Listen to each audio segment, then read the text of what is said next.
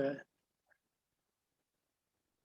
All right, we've managed to get the recording going. So this is week 3 of our seven-headed beast study. I know that there's overlapping content between week 1 and week 2. There will be more overlapping content tonight in week 3. That's partially because we're really looking at different pieces of information from some of the same chapters and talking about different things that that I believe support our particular model of interpretation for these prophetic symbols that are in different passages, and without, skipping over things or leaving them out, but there are different aspects that we're highlighting different weeks. So to do that, we have to bring up the other things we've already discussed as well. So, excuse me, we're going to continue to do that tonight. And last week we began to look at the larger structure of the 7 heads and what they signify. We've kind of worked through the meaning of the symbols. That's the purpose of this study, which, as I said, was what we're intending to do is not to end up with identification of who this symbol or who that head is or who this animal means in our world today in terms of the end times events or something to that effect.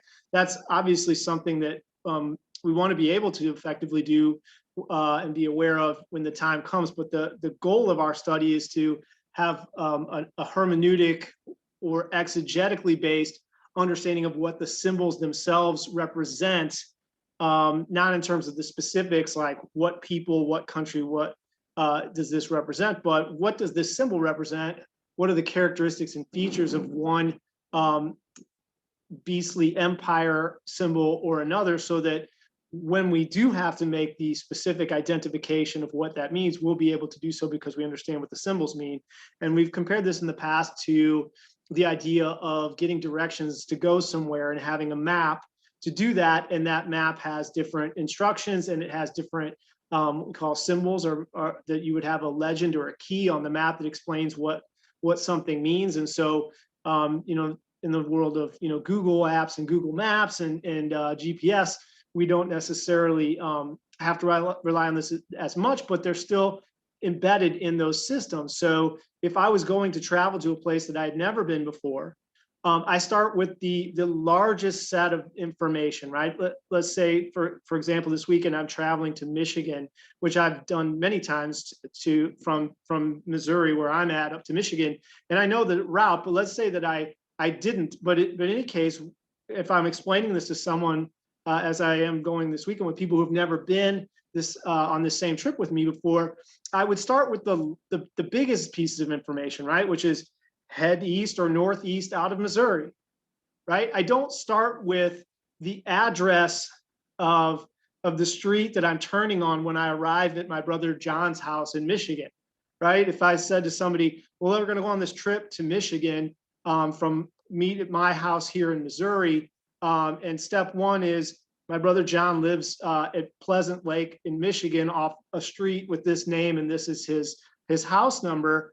That information would be useless to them at that point in this effort to get there. We want to arrive in the right place. So the first thing I would tell them, and the first thing you would need to know, is that Michigan is not right next to Missouri. You have to go across several states to get there. You need to know what direction it is.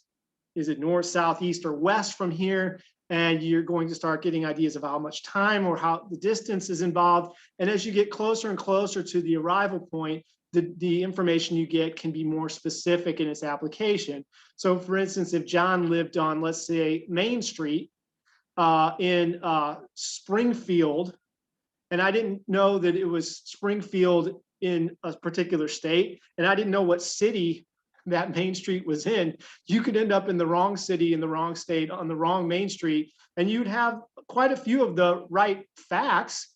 If the details were you want to end up on Main Street in Springfield, there's a number of places in the United States where you could be, but there's only one of them where some, in this hypothetical, my brother or a friend or somebody would live. And so if you didn't start with the right large scale information, you end up in the wrong place. And even though you had some of the pieces of information correct. And so that's kind of the idea behind Bible symbols prophecy, is that we get the large scale information about the way the world looks politically in the end times from some of these symbols coming out of Daniel and Revelation. We can kind of trace the progression of world history through these prophecies and the symbols they use, but only if we take care to understand what the Bible means when it uses these symbols. If we deviate from the meaning of those symbols, we're going to, and we take this out of order, and we have the interest of finding or figuring out first, who the end times empire is going to be, where it's going to be at. And we start with that without doing diligence to understand the instructions that lead us to that arrival point, that conclusion. We may end up with a lot of details that match, but in the completely wrong place. So we want to start with the big details, and that's where I think we can use this information coming out of Revelation 13, Daniel 7, Daniel 8, Daniel 2, Revelation 17, for example, to build the larger understanding of what we're doing and what we're supposed to be going. And then we'll be in the right direction when we need to make some more specific decisions and applications that otherwise would not necessarily be helpful. Like I said, if you're looking for Main Street in Springfield, but you don't know what state you're going to, you're going to have some of the details right, but not enough to get you to the right place.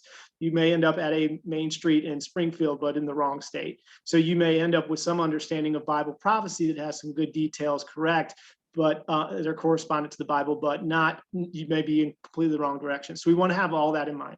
So that's a long windup that we probably could have done in an earlier video, but that's the idea behind this. So in Revelation and in Daniel, we have this, in Revelation 13, a seven-headed beast. We know from Daniel and from Revelation that imagery is used to talk about a beast as the largest basis of a political power, some kind of kingdom. In the book of Daniel, it's used to describe earthly kingdoms that were real earthly empires that were known. And the easiest example of that is Daniel 8, where we have this description of the Persian Empire and the Greek Empire through these terms. It's identified for us that way plainly in the text. And a head on a beast represents the initial or the leadership or a particularly important branch of power as a part of that larger imperial structure. It could be the initial kingdom. You could also have a circumstance where you have a beast that splits into, or that has four heads, as the case of the Greek leopard or the leopard in Daniel 7, as is typically identified with Greece. And that corresponds to the idea of after Alexander the Great's fall, his four generals quickly come into power over four different components of Alexander's former empire.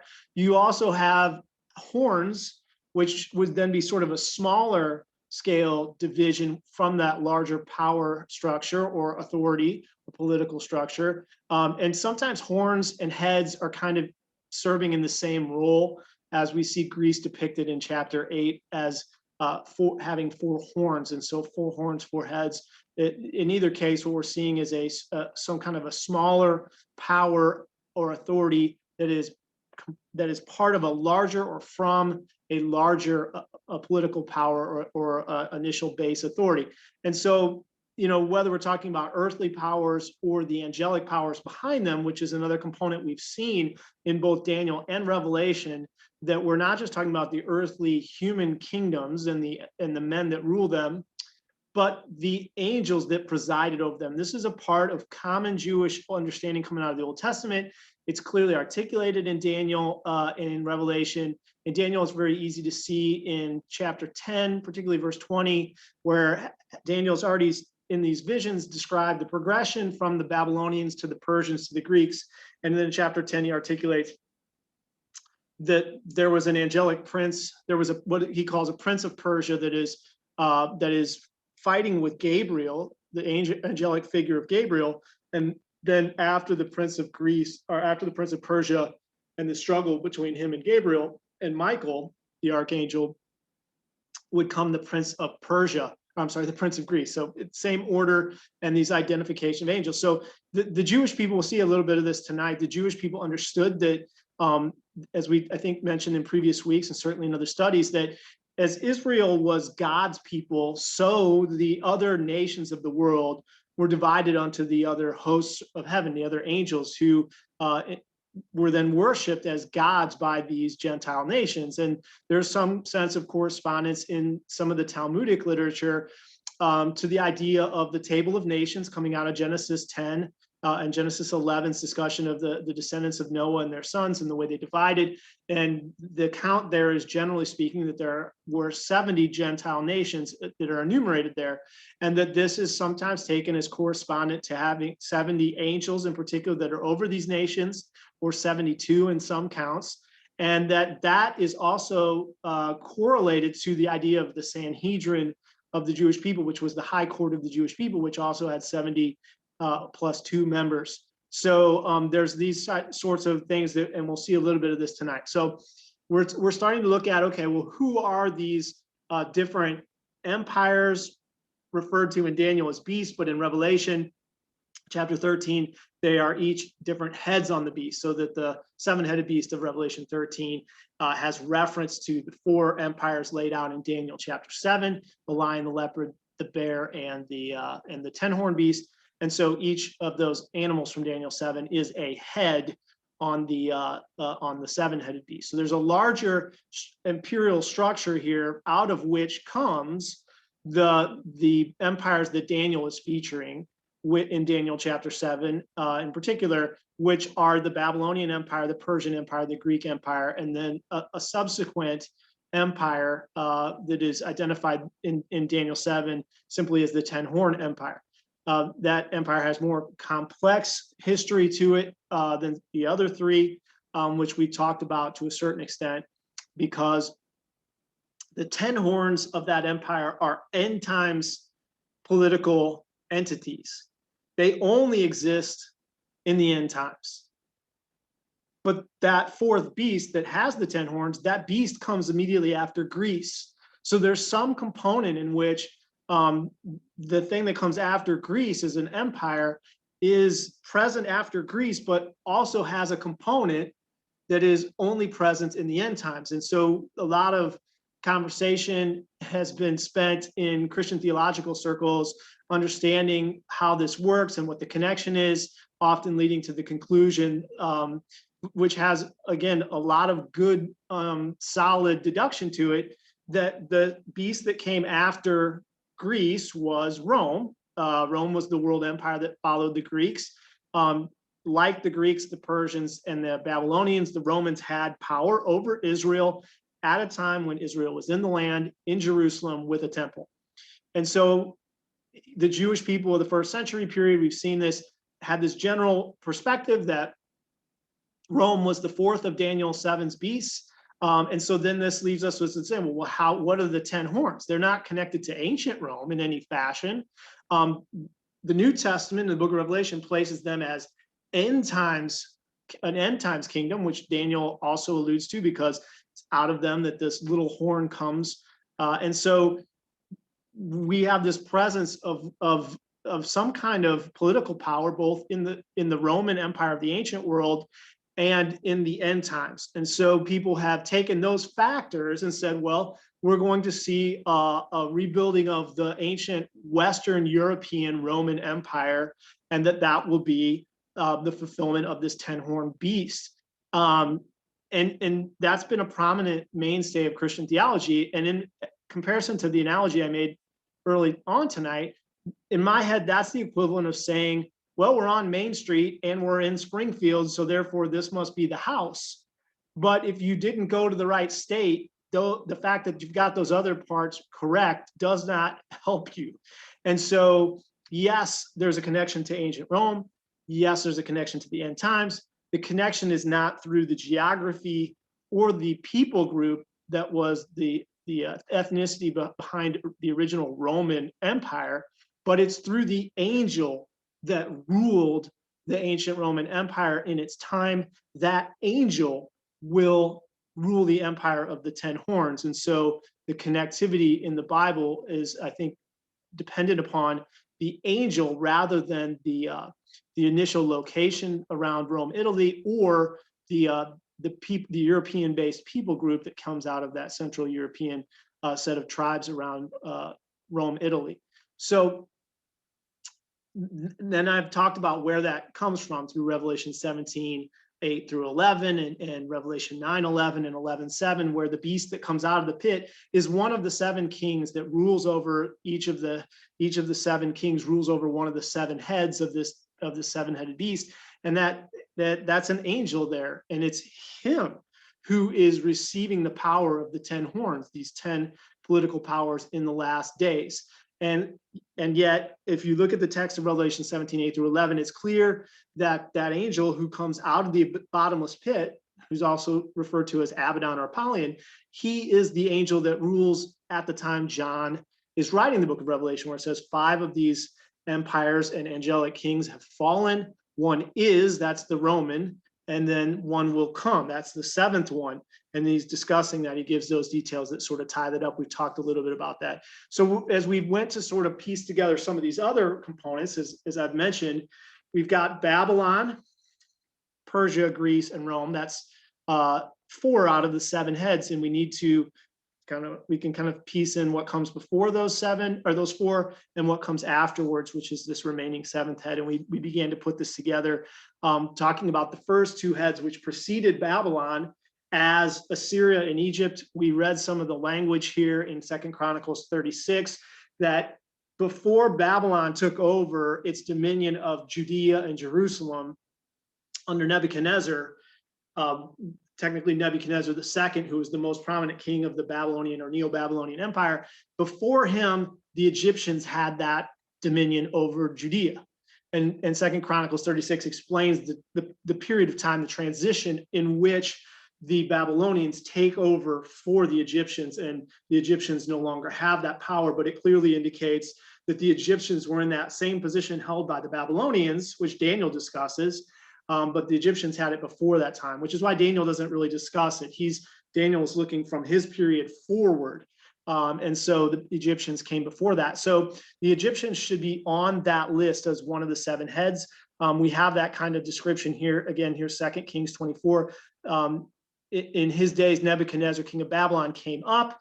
Jehoiakim, who was the king of Judah, became Nebuchadnezzar's servant. The king of Egypt then came not again out of his land, for the king of Babylon had taken away from the king of Egypt, from the river of Egypt unto the Euphrates, all that had previously pertained to the king of Egypt. And that land includes all of the land of Israel, Judea, and Jerusalem. So we can put Egypt on the list. We also talked about Assyria. And so these are not really controversial. I think most premillennial futurists have these as the 2. I'm sort of supplying some of the biblical reasoning behind that here.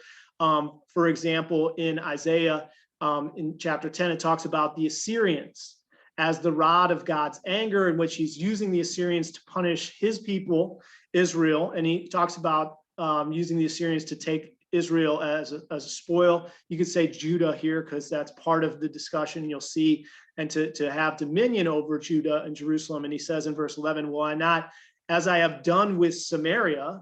So Samaria was the area of the northern tribe of the kingdom of Israel, having been separated from the kingdom of Judah to the south. Samaria had already been taken by the Assyrians. And then Isaiah explains, God is saying, just as I've done to the northern kingdom and to her idols, I will do to Jerusalem and her idols. Thus saith the Lord of God of hosts, my people that dwell in Zion, that's a reference to Jerusalem, be not afraid of the Assyrian. He will smite thee with a rod, and he will lift up his staff against thee after the manner of Egypt. So both Egypt and Assyria are on the calendar before the Babylonians. People can put one as either the Assyrians as number 1 or the Egyptians as number 1. I don't think that's something to be dogmatic about. I tend to put Assyria as number 1 and Egypt as number 2, because as 2 Kings 24 explains, the Egyptians have the power over Israel immediately before the Babylonians do. So that would make them number 2, in my opinion. And again, I'm pointing to the period where Israel is in the land, in Jerusalem, with a temple as the important period, not the point in time when Israel is still living in Egypt before Moses, because the critical element is the temple in Jerusalem. And so there's further discussion of the Assyrians. I'm not going to read all of these. I'll send them out in my notes.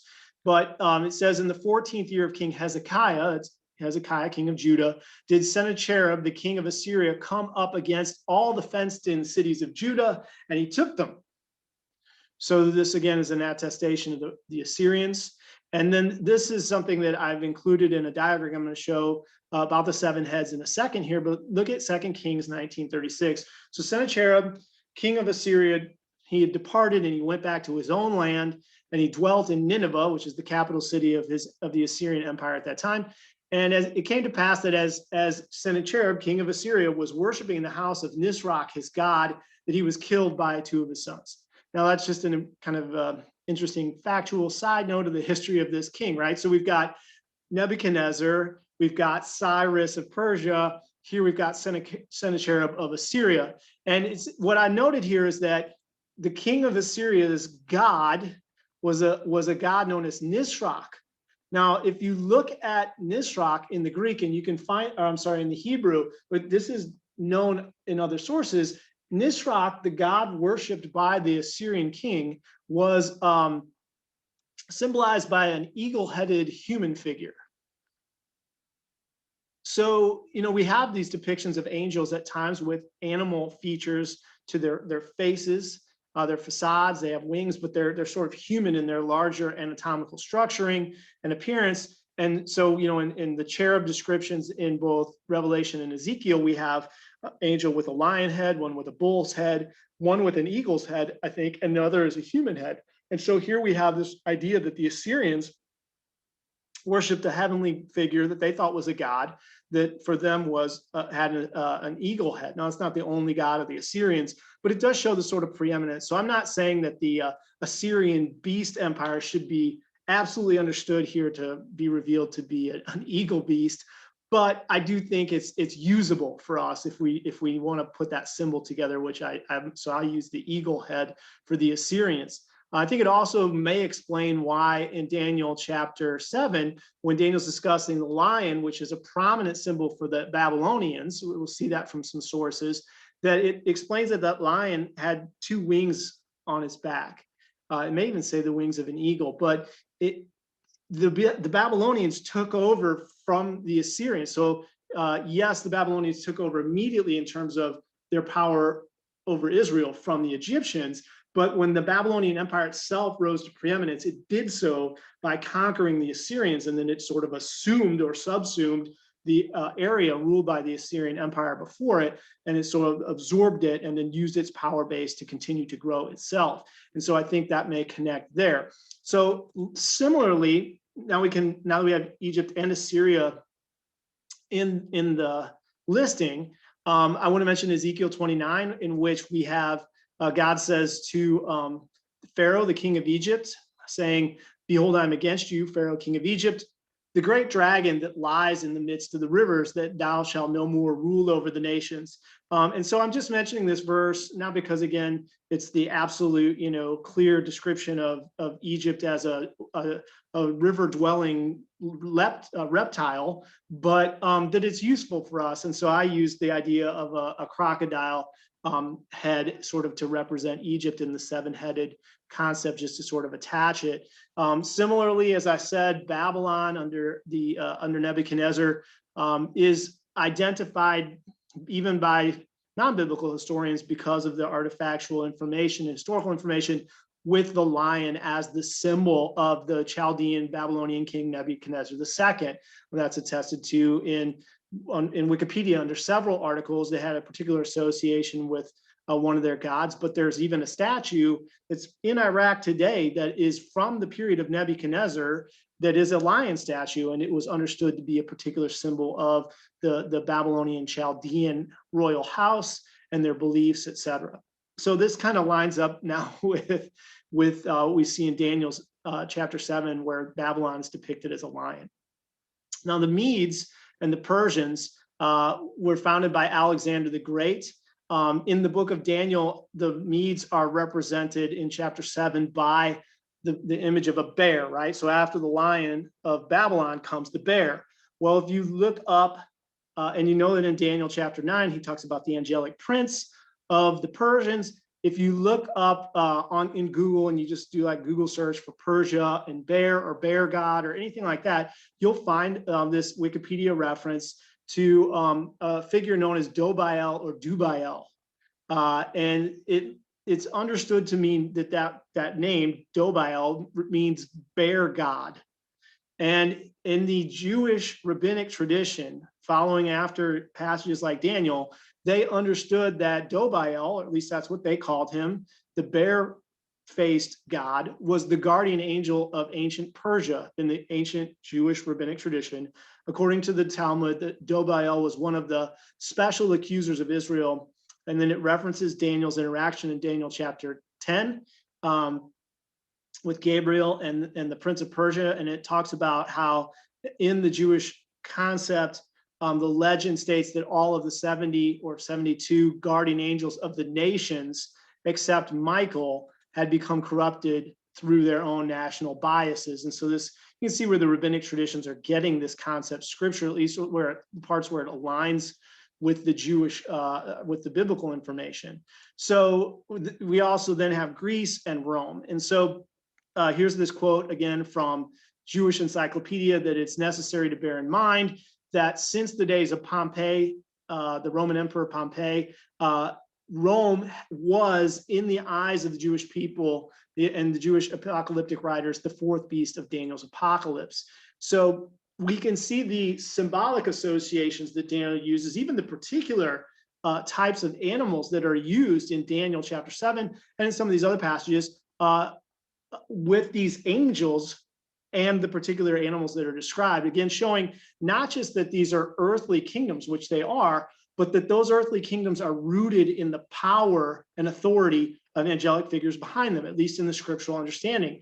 And so we get to Revelation 13 and we see that the dragon or the devil gives his authority to the 10-horned beast, or the revived head, as you might say in chapter 13, or to the 2-horned beast in chapter 13, verse 11.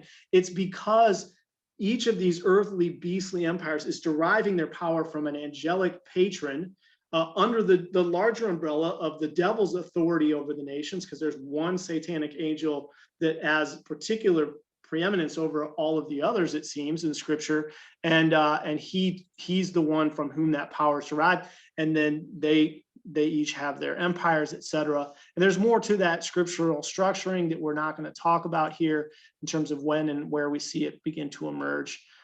So with regard to the Greeks, because I kind of skipped them, and I know the Romans, we don't really get a description in Daniel chapter 7 about the Roman beast that everybody understood in the Jewish community was Rome. We just know it has 10 horns. The 10 horns are an end times feature, so we don't get a description of what this beast is like in the ancient period. It's not described as any particular animal type or anything else about it that would be one of the easy to describe sort of features or references. The Greeks, we have Daniel 7 where they're described, at least there, as a leopard.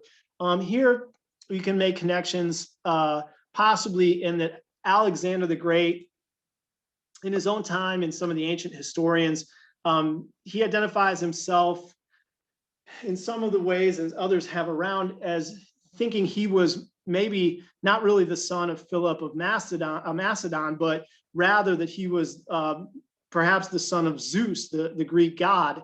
And I'm not going to read all the stories to this effect from ancient historians and the sourcing there, but that Alexander's own mother, Olympias, had kind of conveyed this idea that Alexander was the son of Zeus.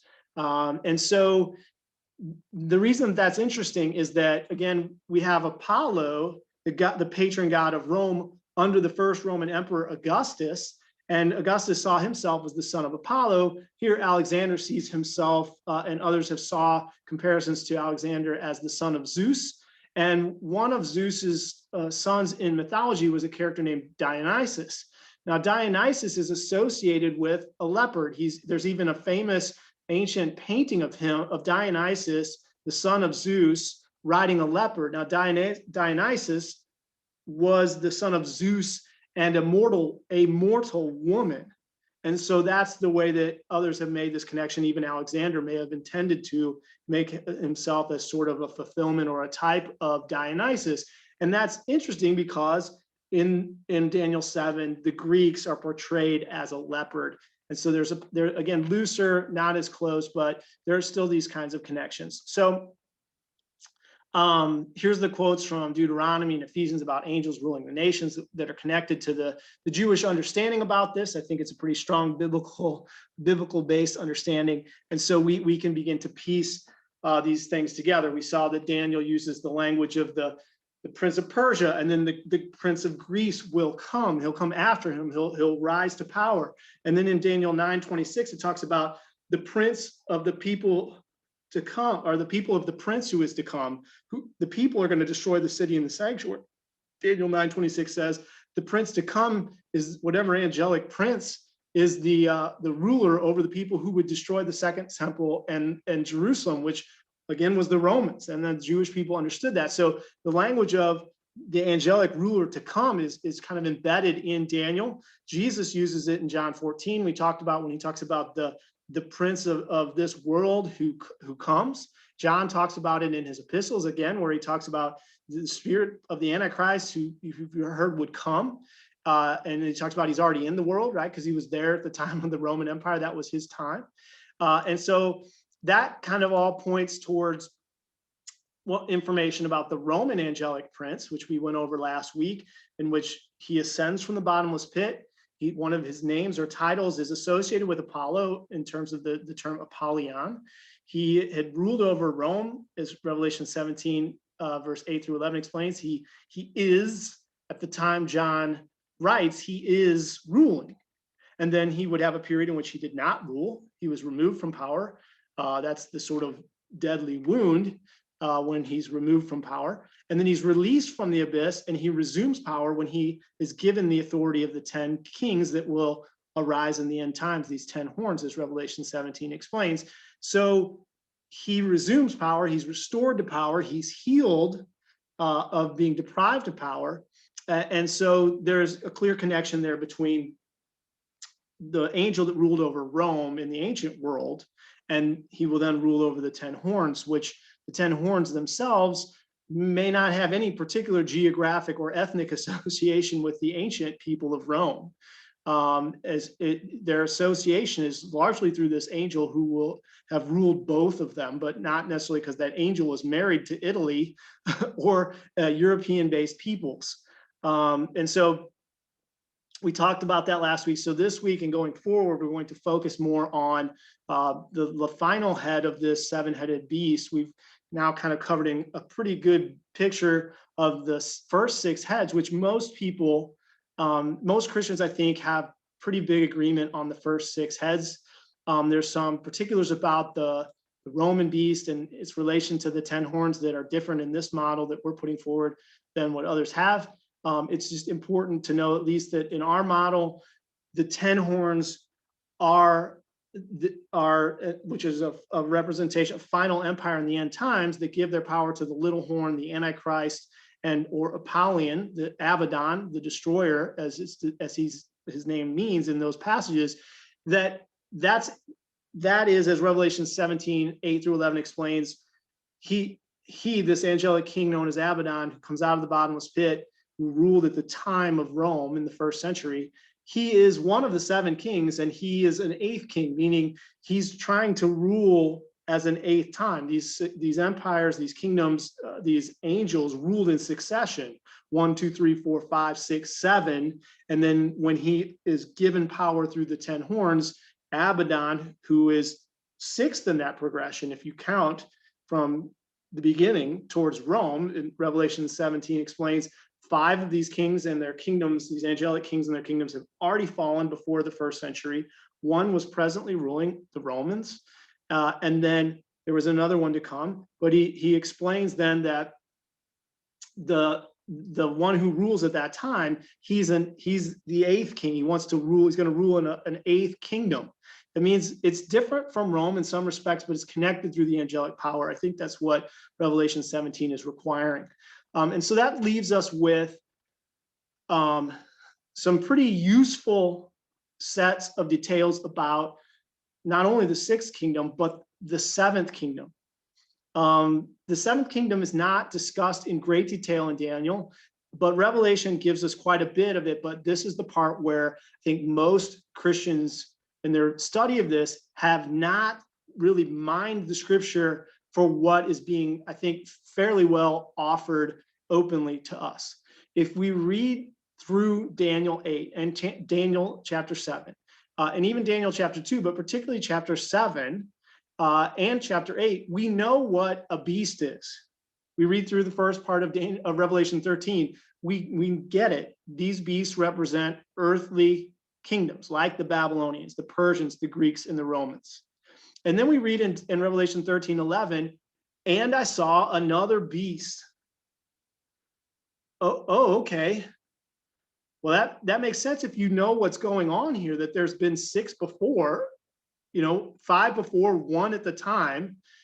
There needs to be another one. There's supposed to be 7 heads, but only 5 have fallen and 1 is, so that leaves 1 more. So it makes sense that the next thing that we're going to see in chapter 13, verse 11 is, oh, and hey, as you probably were expecting, if you've been paying attention diligently, which again, I haven't, it's not like we all have known this all along, but as we try to understand this better and better, the thing that I think should be considered is that second beast that is mentioned starting in chapter 13, verse 11, is an earthly empire. It is not merely a religious figure or religious system. It, in every sense of the other beastly empires, is a world political power, an earthly kingdom with an associated angelic ruler. So in Revelation, in the end times, as Daniel and Revelation depicted, we have a 10-horned beast who give their power to Apollyon or Abaddon when he emerges out of the bottomless pit in the final years before Christ's return. And we have a 2-horned beast. The language is identical. 2 beasts, 1 with 10 horns, 1 with 2 horns. Everybody kind of agrees on the 10 horns, that this is a reference to 10 nations or earthly kings who give their authority to Apollyon or this angelic figure to rule in the end times. The angel who ruled Rome is ruling over these 10 horns, these 10 end times, and nations of the end times. When we apply that same reasoning and that same symbolic meaning to Revelation 13:11, we arrive at the conclusion that alongside that 10-horned empire, there is also an empire comprised of 2 horns or 2 nations. And so that is a pretty big piece of the puzzle that is, I think, often not seen at all or not seen very clearly in other people's models. But if that's what the Bible's depicting and the symbology here seems consistently to require that, then we're missing a pretty huge piece of the instructions about what the world's going to look like in this period. There is not one world government. There's at least 2 major powers in that short span of time that Revelation and Daniel are interested in, the 7 to 3.5 year period. So when we apply that logic, we can kind of come up with some information about this 7th head. It has 2 horns, which would indicate 2 nations being the main powers behind this, just as we saw in the description in Daniel 8 of the ram that represented the Medes and the Persians. Persian kingdom was in fact a kingdom that came to emerge as a world power through the cooperation of the closely related historical kingdoms of the Medes and the Persians. So they come together, they create this power under Cyrus, who is both of Median and Persian descent. And so when we see Revelation 13:11 say, I saw another beast, it had all the same power as the first beast that was given to it by the dragon, right? It has 2 horns like a lamb. That's a single phrase in the Greek. It means not that it has 2 horns and it is like a lamb, such that you could say, no, it's like a lamb and ... Also, in addition, unrelated, it has 2 horns. Its lamb-likeness is only in respect to the 2 horns that it has. It has 2 horns in the way that a lamb has 2 horns. I mentioned before that a lamb and a ram are the same animal. So I think just in short form, this is, as I said, a way for Revelation to indicate, okay, we looked at Daniel 7, think about Daniel 8. there's a ram with two horns. We all know what that means, the Medes and the Persians. So he's saying that this seventh head or seventh beast, as I'm positing it, is a nation, an empire, a world power that will exist in the end times when Israel's in the land, when they have a temple, and it will be comprised of two nations, two national powers that have come together in some kind of an alliance to form some sort of world influencing empire. So that's a pretty straightforward, I think, takeaway from this. But what we know is that, and I think we have to be clear about this from the details in Revelation, this two-horned beast exists in the end times, but it has never existed in a previous historical period. In other words, of all of the seven empires, there is only one angelic ruler who rules in two periods. He ruled over Rome, he rules over the 10 horns. They're based on his angelic authority that he's going to associate with these particular people groups. So I know I'm skipping some of the details there, but the 10-horn beast is the one that has some kind of association with a previous world empire on this list. The two-horn beast is explained very specifically in Revelation that it's not the 10-horn beast. It has two horns, not 10. It also, that means that it is not the revived head that Revelation 13, 1 through 10 mentions, because the revived head, as Revelation 17, 8 through 11 explains, is the angel king who was ruling at the time of Rome, who rules again through the 10 horns. So that association of the revived head, the restoration of power to this angel king, who is represented as one of these heads, is through the 10 horns, not the two-horn beast. So the 10-horn beast and two-horn beast are different. The 10-horn beast has some sort of past existence or in its authority through this angel that it's connected to. But the two-horn beast doesn't have any past historical existence in which it ruled before and then it leaves and it comes back. That only happens to one of these angels. So the second beast is not the first beast, nor is it the wounded head. The other important thing that we know about the seventh head, according to Revelation 17:10, is that the only period that the Bible is interested in this beast for is for a short space. It says this, 5 have fallen, one is, and one is yet to come. So there's one beast that was coming, one empire that's coming after the time of Rome that the Bible is interested in. And when it comes, it will continue for will exist for a short space. Translating that Greek word, I think, fairly, it doesn't necessarily mean it's continuing or it's resuming, but it's focusing on a short period of time for this beast at the end. And that's because if we know rest of biblical prophecy, the people of Israel living in the land, having power over Jerusalem and a temple, only occurs in a very short space. And that is the key ingredient by which the Bible seems to select these particular 7 empires. Of all the world empires that have ever existed, the only ones that the Bible's interested in are the ones that existed and had interactions with Israel when they were living in the land, had Jerusalem as their city, and had a temple in it.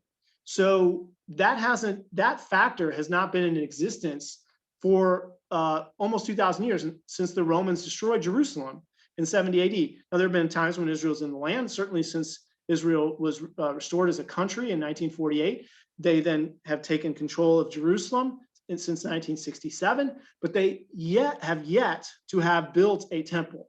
And so that component will only exist for a short space of time, which explains why the Bible's only saying, well, look, this seventh one, not only did it not exist at the first century, it's only going to have a short span in which this is really relevant, biblically speaking, because that's when the temple is only there for a short span at the end of the age. It's also connected to something else that we'll see in Revelation about a short space that makes good sense out of this. And so when we look at some of these factors, I think that as each of these earthly kingdoms have had angelic princes that ruled over them, and we've been able to identify some of them, right? Either Apollyon, we might think of Dobael, if that's the correct name, or some of those other associations that even the choice of the particular type of animal representing the earthly kingdom, is somehow connected to, in some cases, the particular way that the angel may have looked.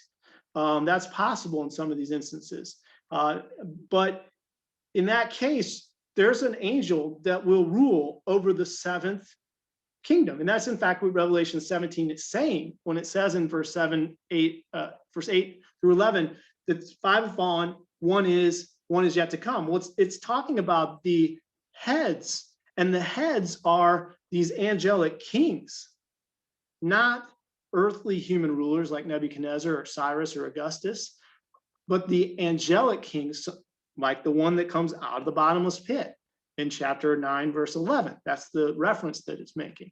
So the angelic king over the seventh head, his empire is only biblically significant in that short period of time at the end of the age. Now, if we look at Revelation chapter 12, we see this discussing very plainly that the devil, the last of these satanic angels who's still in heaven, he is cast out to the earth when he fights with Michael, and Michael and his angels cast him out.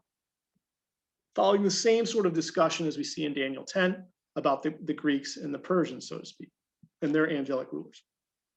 It says in chapter 12, verse 12, therefore rejoice, heaven, and those that dwell in heaven. Woe to the inhabitants of the earth and the sea, for the devil has come down to you, having great wrath, because he knows that he has but a short time. So when you see that concept, and you see it in Revelation chapter 17, right? The other is not yet come, and when he comes, he must continue. He must continue for a short space. We see that word short is present in both cases. I think this is because this angel is cast down, and then he takes up his empire to oppose Israel with its temple in the last days, as has been the pattern every time. 5 have already fallen. 1 is at the first century. That Roman prince is then later put in the abyss. He has to rise out of the abyss.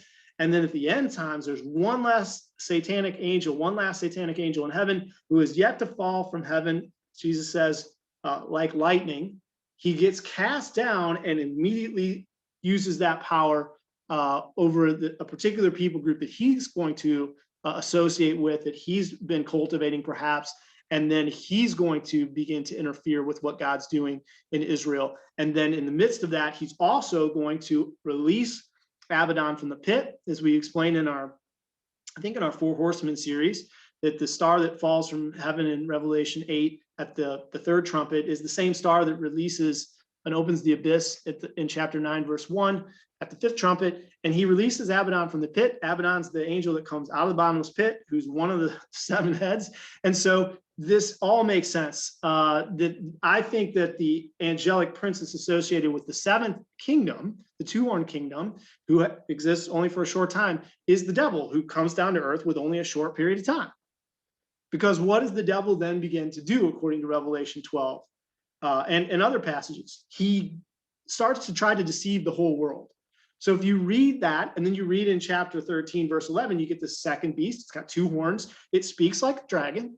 And then it goes about using miracles to try to falsely deceive people and to get them to worship other gods, right? I mean, and so what does Paul tell us in 2 Thessalonians that the devil's going to do, right? He says he's going to come before the Antichrist is revealed, and he's going to use power and signs and lying wonders to deceive people, right?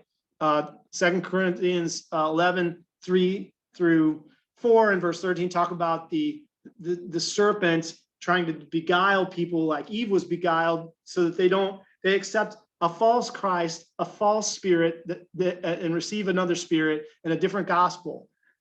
Because Satan himself, this is his work, to transform himself or appear as an angel of light. And so both this 2-horned beast of Revelation chapter 13, 11, and the devil are the source of deception through false miracles and false religion and lying signs and wonders to deceive people. And so I think that the devil who's cast out in chapter 12, 11 who has only a short time, is the angelic prince that presides over the seventh head, the two-horned nation, this final seventh kingdom that rules for a short space. So we can see those correlations. Doesn't really help us in terms of, okay, but what else do we know about it? All we know at this point is it's comprised of two nations, two horns. And so let me begin to do some work with interpreting the symbol here of the two horns. We may go a little long tonight, but we'll get this in. And then we have some additional material we'll cover next week. But so interpreting the symbol of the second beast, as I said, it's an earthly political kingdom, just like any of the other beasts. It has the same authority of the other beasts, according to Revelation 13:12.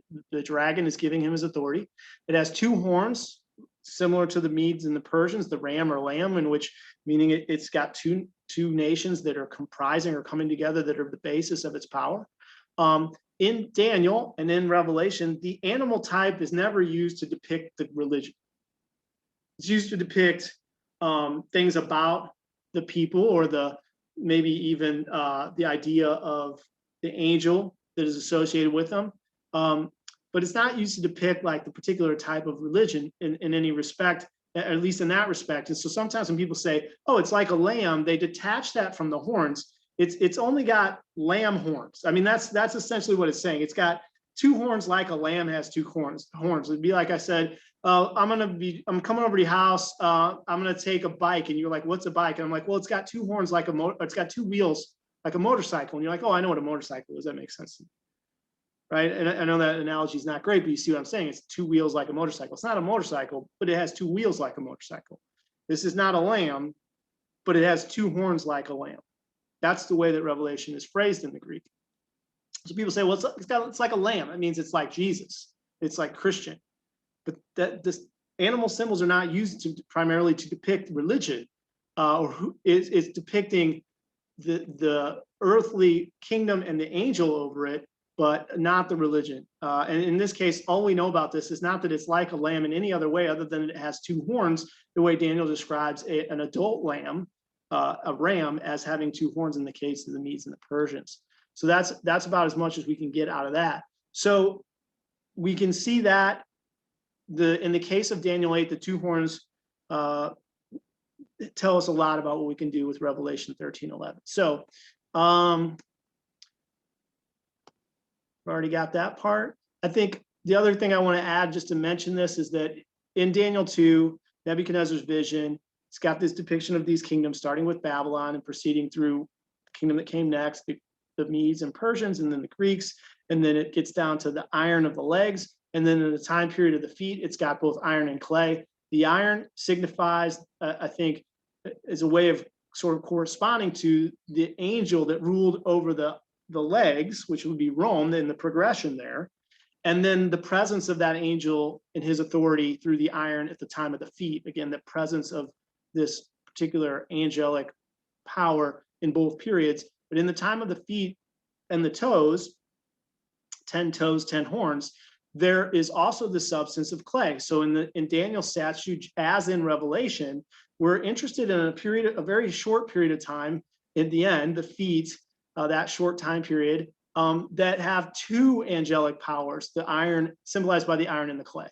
And so I think that the second beast of Daniel 13, this two-horned beast, is sort of correspondent to the clay of Daniel chapter 2, and the iron is correspondent to the 10-horned beast. And so with that in mind, I'm going to talk about, you know what, I'll pause here. We'll cover this next week. I realize it's close to 8. We might as well leave this for next week. We'll talk about the connections that can be made to some of these things as well through the harlot city of Revelation 17 and 18. Of course, it's chapter 17 that gives us particular information about the seven-headed beast, particularly in chapter 17, verse 8 through 11. So we can also see some things and learn some things about each of these empires and the harlot city going forward. And then that'll lead us to some other potential helpful information about the seventh empire itself that we'll cover in the weeks ahead. So I know we've got a ton of information we've gone through. I want to show you guys something real quick, and that I may put up on the website. We've got some other useful diagrams on the website, but I put this together particularly for the purposes of having some artwork for the YouTube videos that we're doing for this series. But hopefully you guys can see this. It kind of is meant to visually represent the things that we're talking about here, where you've got these 7 different animal heads, sort of in this dark blue color, may not read as dark blue on your screen.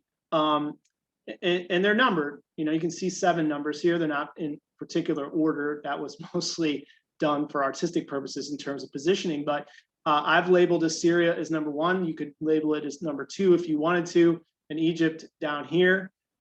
You see I've chosen to use the idea of an eagle head for Assyria because that was the way that the god of the Assyrian king mentioned in the scriptural passages that are relevant.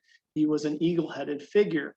And then in Egypt, as I said, represented sort of as a crocodile type head, a dragon in the river, according to Ezekiel. And then we go over to Babylon, which is the lion. And then we go to Persia, the bear. We see this sort of identification of a bear-like angelic figure. The Greece, the leopard over here. And then we go down to Rome. So this is where it gets a little more interesting in terms of the symbols, and there's more stuff going on here where you have Rome as this beast. I sort of used what would be a rhinoceros head, and then instead of 1 or 2 horns, I've got 10 horns on here. Now I could draw a little horn coming out, but we'll just use the 10 horns concept. You can see I've used that label there. And that's why I've taken this from 6 to 8. That is the 10 horns that really constitute the 8th, and which what's continuity here is the angelic source of power between the period of ancient Rome and the 10 horns. And then I've kind of echoed the 6 to show this connection between 666 in chapter 13 as well. And then I've got Abaddon and Apollyon written here to sort of help that. And then up here at the top is the 7th head, right? I've used sort of a bull as the beast symbol. Again, that's just me finding something that has 2 horns. I don't mean to say that the Bible is using bull somewhere, but the symbol of a bull, but it's easy to use the horns there. I didn't want it to be a lamb or a ram because it's only like a ram in its fact that it also has 2 horns. So I picked a different animal. And so it's got 2 horns. And it's number 7. We don't know what people group are associated with this. Now, next week, we'll talk a little bit more about the geographic associations of both the 10 horns and the 2 horns. In the middle, you can see I've depicted a representation just because it's recognizable to us of the modern state of Israel, which largely corresponds to the biblical contours, with Jerusalem being pointed by that dot in the middle, and then a picture of some kind of representation of the Temple of Jerusalem here. Showing that is important to what these are. If you have identified one of the heads of the 7-headed beast or one of the beasts of Daniel 7 as some world power that existed at a point in time where Israel was not in the land, did not have Jerusalem as its city, and did not have a temple, then you've probably made some mistakes and ended up in the wrong Main Street in the wrong Springfield. Going back to my earlier analogy, you can also see, maybe depending on your screen resolution, that behind this 7-headed image of these different animal heads, in red, very slight, is a sort of a depiction of a dragon or a dragon head with wings. And I've intentionally placed the head of that dragon as around the 2-horned beast, because I think that the dragon of Revelation 12, the devil himself, is the angelic ruler or prince that will be associated with this 2-horned beast of Revelation 13:11, which is the 7th head. So, that's the indications of what this means and how I think this all fits together. I think it's kind of a good place to stop tonight. So I'm going to stop the recording. We can chat if we want to, and we'll do prayer requests, and then we'll pick up here next week. So give me 1 second.